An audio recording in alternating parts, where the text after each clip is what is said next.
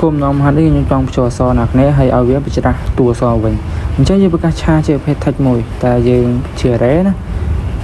ខាងក្រោមយើងបញ្ចូល touch មកណាគ្នាដាក់ scan កន្លែងនេះយើងមិនចាំបាច់ដាក់ address ក៏បានដែរព្រោះវាជាប្រភេទ string ណាមុននឹងដល់វ៉ាណាគ្នាយើងធ្វើការកណនាសិនអញ្ចឹងកន្លែងនេះខ្ញុំតាំងប្រកាសជា integer មួយចាស់ជាប្រភេទ len ណាគ្នាអញ្ចឹង len នេះខ្ញុំឲ្យស្មើជាមួយនឹង str ជាប្រភេទ string ណាដាក់ len មកហើយបើកវងកញ្ចក់យើងដាក់ជាប្រភេទ touch ដែលយើងបញ្ចូលហ្នឹងណាគ្នាហើយយើងដក1ហេតុអីបានដក1ណាគ្នាចាំខ្ញុំបញ្ជាក់ប្រាប់ឧបមាថាខ្ញុំចង់បញ្ចូល enter abc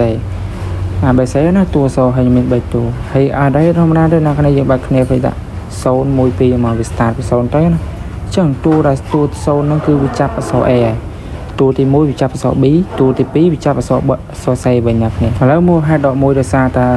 បើសិនជាយើងមិនដក1ទេ touch ហ្នឹងมันលេខ3ណាគ្នាអញ្ចឹងលេខ3នៅក្នុង array យើងអត់មានលេខ3ទេមានតែលេខ0លេខ1លេខ2អញ្ចឹងនៅពេលដែលយើងដក1ទៅវានឹងចូលលេខ2ឯងវាចាប់បានអក្សរ c ចុងក្រោយហ្នឹងហើយអញ្ចឹងមកហេតុរបស់វាក្នុងវងចរនេះណាគ្នាខ្ញុំមានលេខមួយដែលយើងប្រកាសនៅខាងលើខ្ញុំឲ្យវាធំជាងឬស្មើ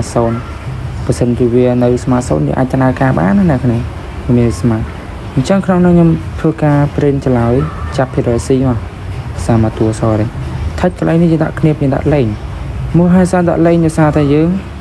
កណនាលេខនៅខាងលើណាគ្នាអញ្ចឹងចឡើយលេខវាផ្ទុកជាប្រភេទ array របស់ touch ហើយខាងក្រោមយើងដាក់លេខដកដោយសារតែយើងបន្ថយវារហូតយើងធ្វើការថយវារហូត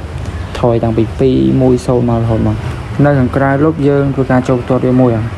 អញ្ចឹងយើងធ្វើការ run ដាក់ឈ្មោះអីមកពេលហ្នឹងវានឹងឲ្យយើងបញ្ចូលអញ្ចឹងខ្ញុំបញ្ចូល abc លទ្ធផលរបស់យើងគឺបានc 3a វិញអ្នកគ្នាឃើញត្រឡប់ចឹងអត់ជុំខ្ញុំបញ្ចូល hello អញ្ចឹងវានឹងបញ្ច្រាស់មកវិញ OLLEA ចឹងមកវិញមកហើយវាក៏អាចដាក់ប្រភេទលេខលាយជាមួយនឹងអក្សរបានដែរណាគ្នាចំពោះខ្ញុំហាត់ដែរ example ចាស់ស្ដែងលេខ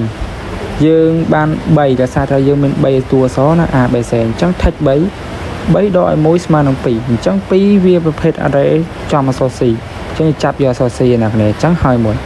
លេខក្រោមដូចគ្នាវាចាប់ឲ្យ2ណាតើគ្នាលេខ3ដក1គឺយើងយក2ដក1ម្ដងដោយសារតែអីដោយសារតែលេខខាងលើ2វាអត់មានយកតម្លៃដើមមកទេអញ្ចឹងគឺបាន1ណាគ្នា1ចាប់យកអក្សរ B ខាងក្រោមគឺ